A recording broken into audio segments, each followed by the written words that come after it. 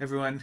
So, lots of news this week for Cult Food Science. I think it's a big surprise for a lot of people that they have a new CEO. I was really just finishing my sweet proteins video and starting to think about what I want to do next with this channel. I think I'm going to take a little bit of a break. Turns out my last video is going to be about the new Cult Food Science CEO. A couple days ago on Wednesday, Cult Food Science announced Ledger Gafford has resigned. Sadly, I'm excited to see what he's going to do next. And Mitchell Scott has now become the new CEO of Cult Food Science. Before I get into my thoughts, let's watch this video, which was aired by Global News a year ago.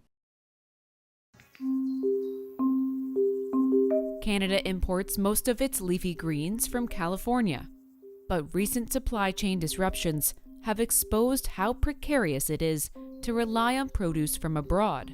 We had labor disruptions, but we also had the problem that California is in the middle of an unprecedented drought. And even when the system is working perfectly, quality is really low, even in the major cities. Lenore Newman is the director of the Food and Agriculture Institute at the University of the Fraser Valley.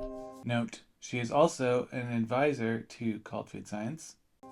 By the time we get lettuce in British Columbia, in Vancouver, it's already traveled for 8 days and its shelf life is really only about 10 days. When it comes into the distributor, they usually throw away 1/3 to 40% of what they bought. And when you take what's left home, you've only got a couple of days to make a salad max. This is exactly what Barry Murchie hopes vertical farming will solve. He's the CEO of Good Leaf Farms and wants to rid our lives of empty shelves and mushy leaves. So you take a look at all of those elements and you say, is there an alternative? Is there a better way? And this is an example of how technology and agriculture has merged to create an alternative that is really better in every element. And is this something that you can taste? Absolutely. It's really like going to your garden any day of the year and picking something fresh because it tastes like it's fresh out of your garden. There are now hundreds of vertical farms across Asia, Europe, and North America, where real estate is scarce and there are a lot of mouths to feed. Vertical farms could also help remedy food insecurity in rural and remote parts of Canada. These are technologies that could get more food into regions where food is very expensive and often just plain unavailable.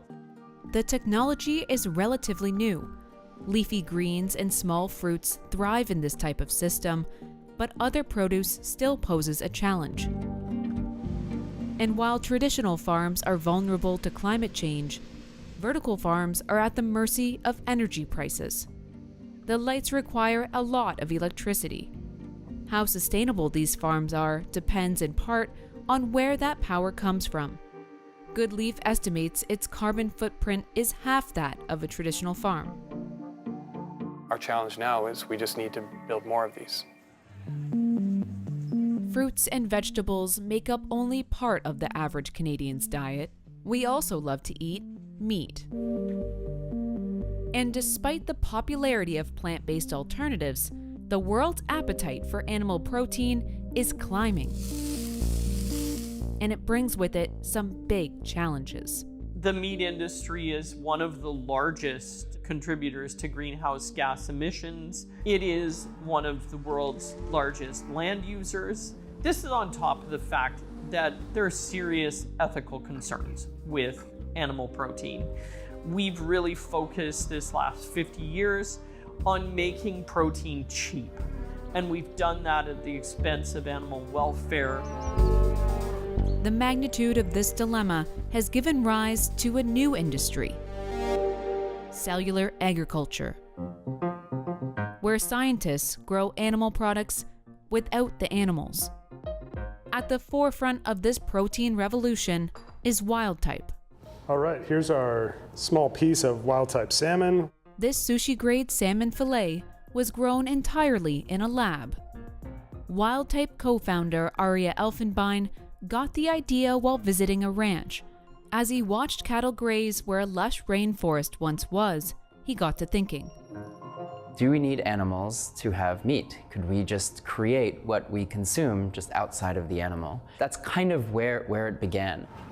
When it came time to decide which protein to focus on, Arya says salmon was an early frontrunner. Salmon is the most consumed fin fish in the US. It's also one of the most versatile fish that we consume in terms of all of the different culinary traditions. For Ben Friedman, the head of product at Wildtype, the choice was more personal. I grew up in the Pacific Northwest from a family that spent a lot of time salmon fishing.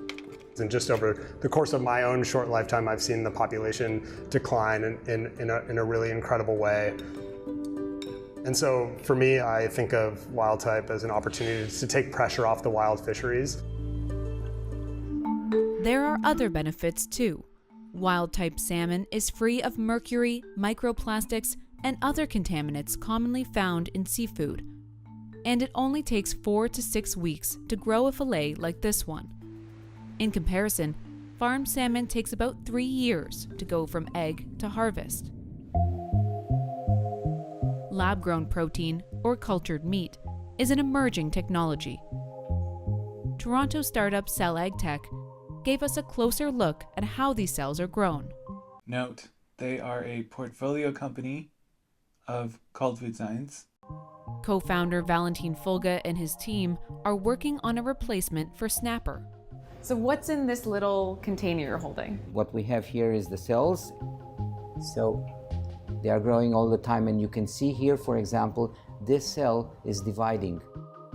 The living cells are set in a nutrient-rich liquid where they grow until they run out of space. You see here, all the surface is full of cells. It means that we can move them. They need a new home. They need a bigger home. Scaling up this process is the biggest hurdle. For that, cells need to be grown in bioreactors, large tanks like you'd see at a brewery. It's a complex and costly process, but Wildtype and other cellular agriculture companies are forging ahead as they await regulatory approval. Like all new technology, Wildtype salmon will come at a premium, at first. Our mission is one of greater accessibility. That's not one that we can reach if we are just selling expensive salmon. Once the price of cellular agriculture products drops below animal-produced protein cost, then things get interesting. We're going to see large producers that are saying, well, my customers need hamburgers. I can buy this product. It's cheaper, it's healthier, it's better for the environment. Cultured meat is not destined to replace the trillion-dollar meat industry, at least not anytime soon. But it will be an ethical and sustainable alternative for those who don't want to give up meat. What we eat changes. 150 years ago, we ate a lot of wild game. I quite confidently do predict that in 100 years, there'll be very little animal agriculture on Earth. We'll look back at industrial slaughter and we'll say, wow, it's amazing we did that. And wow, we have a way better product. So what do I think about this news? Personally, I don't know anything about the new CEO. I did find it rather abrupt in terms of, I was quite surprised when November 1st rolled around and we had this news that this change was happening. But clearly it's been in the works for a little while because it takes some time to resign, to get a new CEO into place, and to then make an announcement. So what I would have preferred is that maybe the company would have done a bit more communication throughout this process, which us as retail investors haven't been privy to. I think, especially with new technologies, it's really important to do good communication.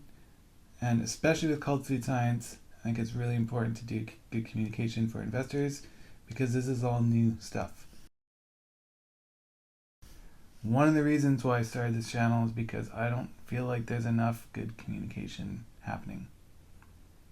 So, my biggest criticism about this whole thing is that they didn't communicate the process, they didn't communicate that this was happening until, bam, suddenly there's a new CEO change happening. What do I think about the new CEO? No idea. Never met him, never talked to him. I'm excited to see what he's going to do. What I do like is that the day after they made the announcement, he did send out an email. It looks like he's pretty open to talking to people.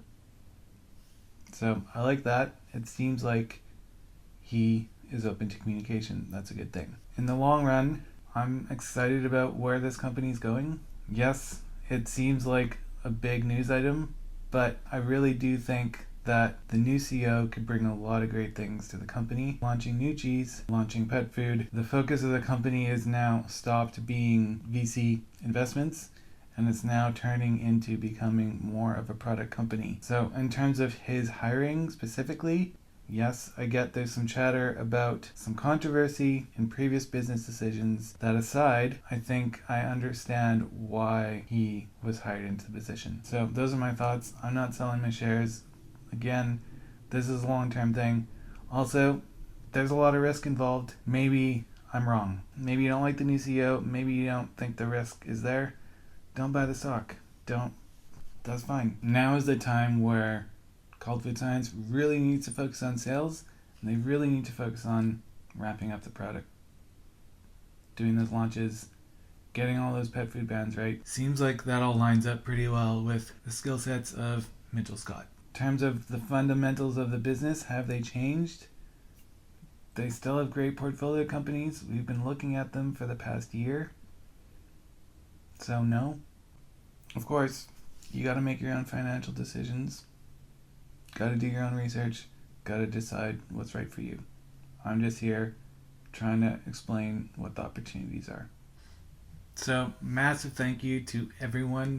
Looks like as of this filming, there's 179 of you who are crazy enough to subscribe to watch me ramble on about food tech stuff. Thank you so much for the support. It really does mean a lot. It has kept me going this year. A lot of personal stuff's actually happened to me this year, so I'm going to take a break, deal with that a little bit, and then I'll come back to this. Not sure if it's a few weeks, not sure if it's a month, not sure if it is actually January of 2024.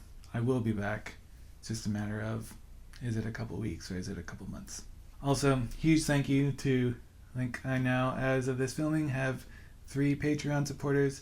You have also just been so much of a support to me, and really all of your support helps. I've really had a huge blast this past year learning about this industry. There's a lot of things I would like to do with this channel after I take a little bit of a personal break. Thanks as always for watching, and in a couple weeks or maybe a couple months, whenever that is, we'll see you in the next video. Bye guys.